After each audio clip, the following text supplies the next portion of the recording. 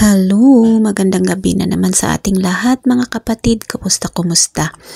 Ayan, so gusto kong i-share yung napag-aralan namin kaninang umaga sa church.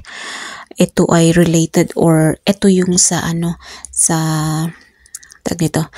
may specific Bible verse. Ito yung sa Proverbs 29 verse 18. Sabi niya dito kasi, where there is no vision, the people perish. But he that keepeth the law, happy is he.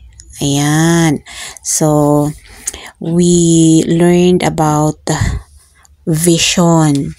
The power of vision. Kasi nga naman, kung wala tayong vision, wala tayong patutunguhan, wala tayong ginugol, di ba? So, yun yung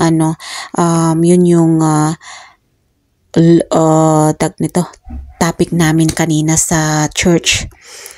So, ano nga ba kasi ang vision?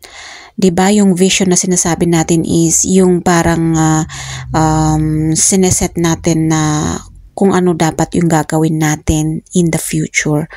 'Di ba?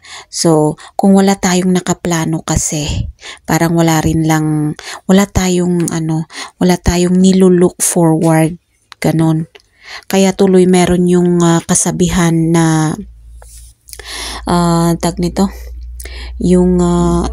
kasabihan na if you fail to plan, you plan to fail. Yung parang ganon na kasabihan, kasi kailangan talaga natin may goal para yun yung guide natin kung anong gagawin natin bukas or next month. Okay, so yan yung gusto kong i-share sa inyong lahat na ngayong gabi. Sana may natutunan kayo kahit konti. Maraming salamat po. Hanggang sa muli. Bye-bye and good night.